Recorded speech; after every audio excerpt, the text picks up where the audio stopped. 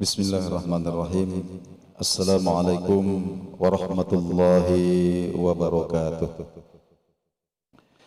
Innal hamdalillah wassalatan wassalaman ala sayyidina Rasulillah Muhammad ibni Abdullah wa ala alihi wa ashabihi wa man walahu, amma ba'd.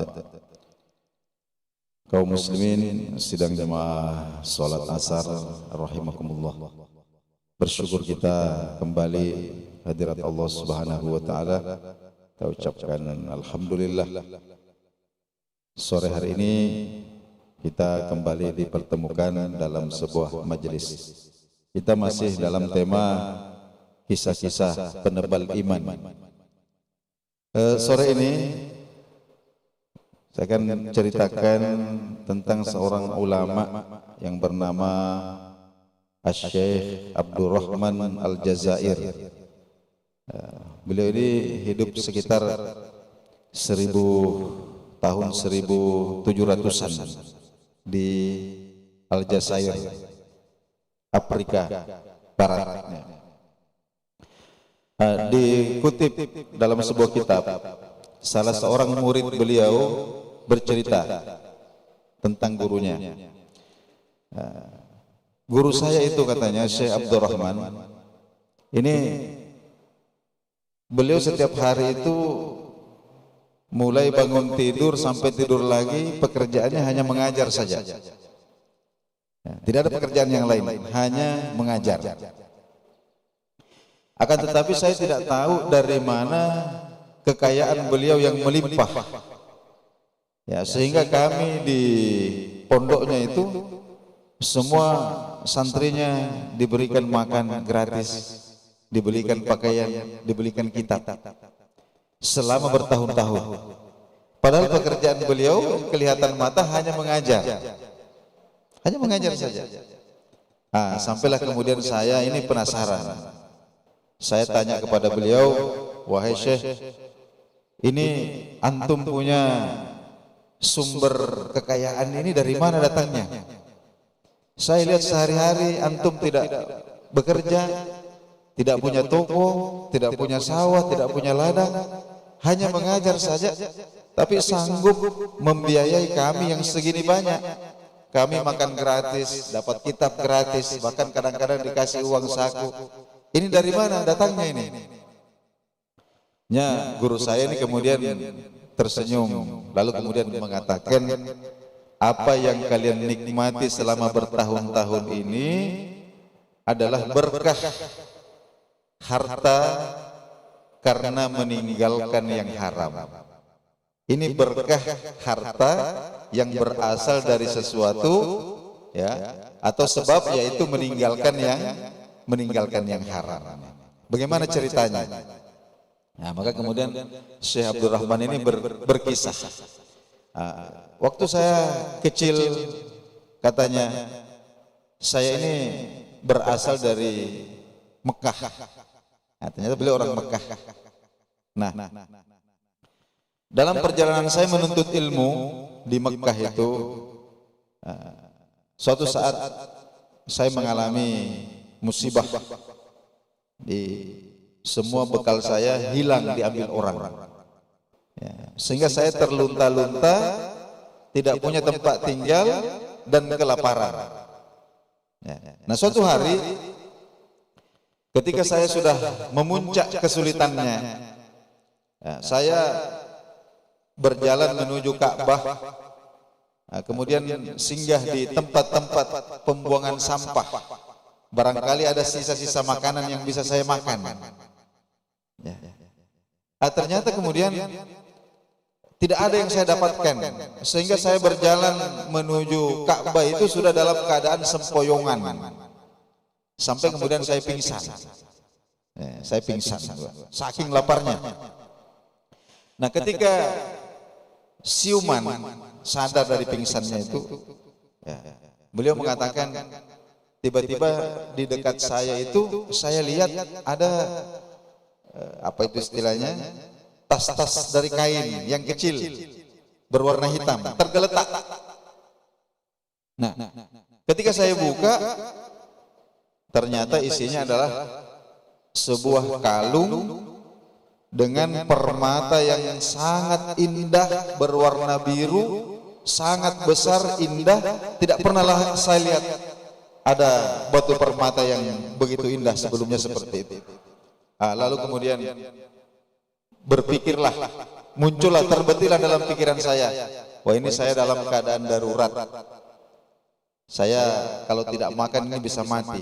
Apa salahnya kalau kemudian apa yang saya temukan ini barangkali bisa saya gadaikan dulu untuk beli makanan. Akhirnya kemudian dia mengatakan, saya berjalan menuju ke Ka'bah. Ya.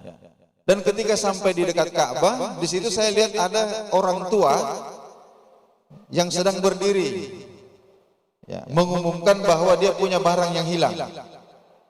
Ya. Barang siapa di antara kalian yang saya katanya punya barang yang hilang, ada kantong kecil berwarna hitam tercecer. Barang siapa yang menemukan dan mengembalikan kepada saya, akan saya berikan hadiah 500 dirham, 500 keping perak. Maka ketika itu kemudian bergejolaklah setan dan wah ini kayaknya beliau yang punya ini kayaknya ini. Tapi akhirnya kemudian saya putuskan, wah ini bukan milik saya.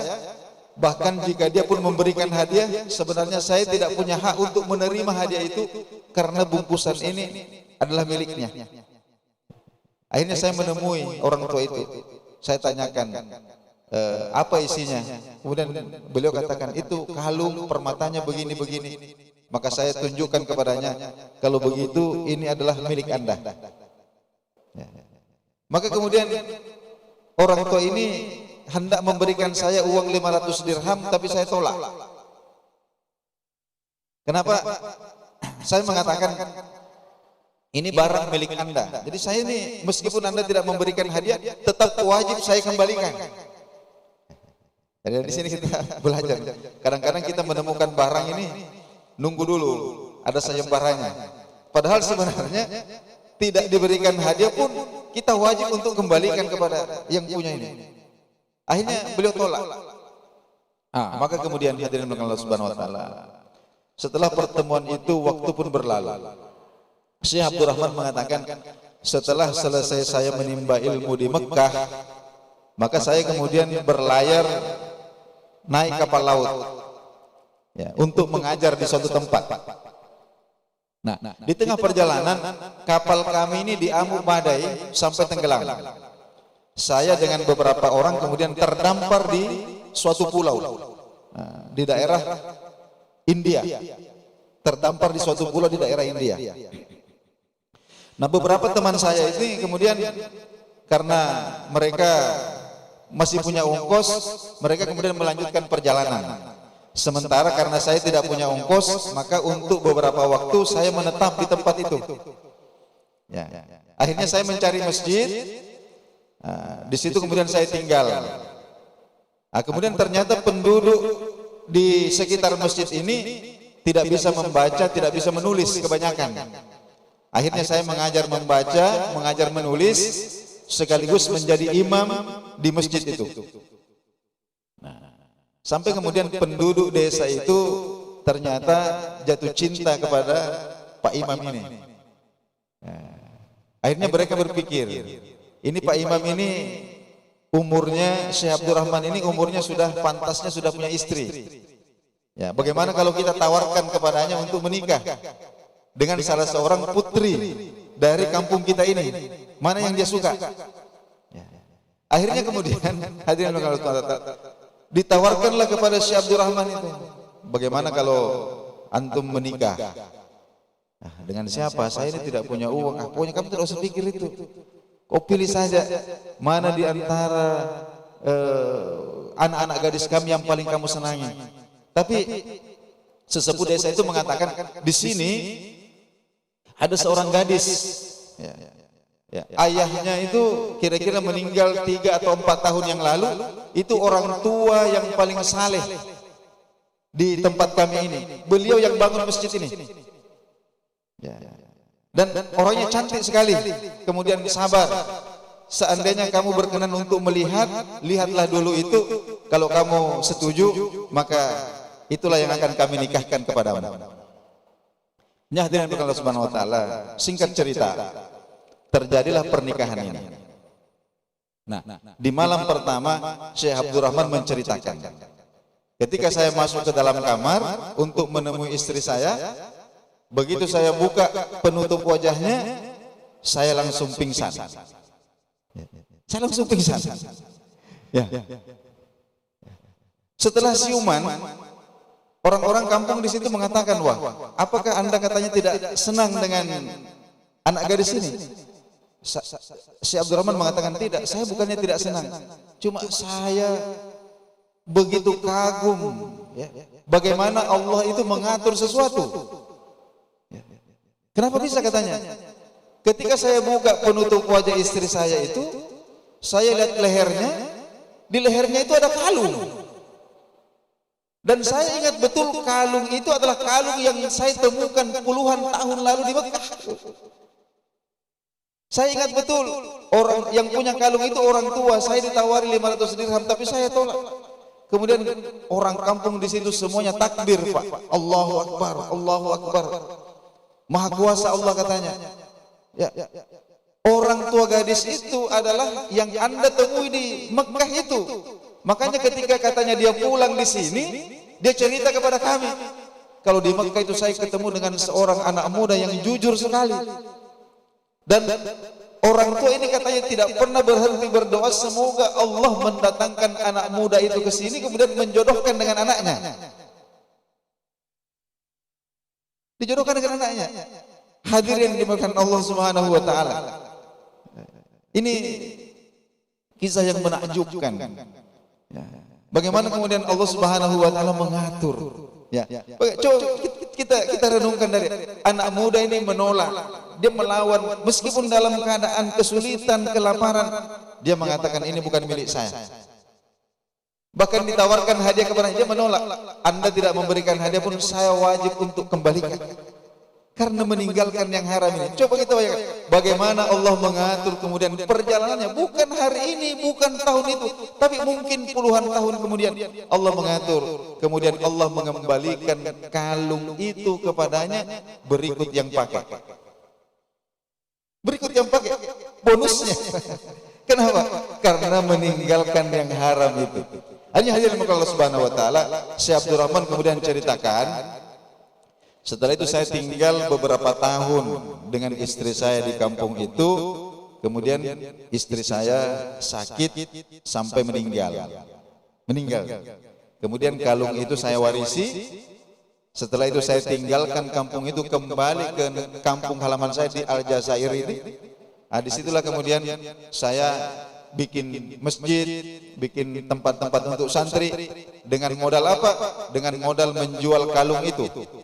Kalung itu saya jual, harganya mahal sekali, dan apa yang kalian rasakan selama bertahun-tahun itu adalah hasil dari penjualan kalung itu.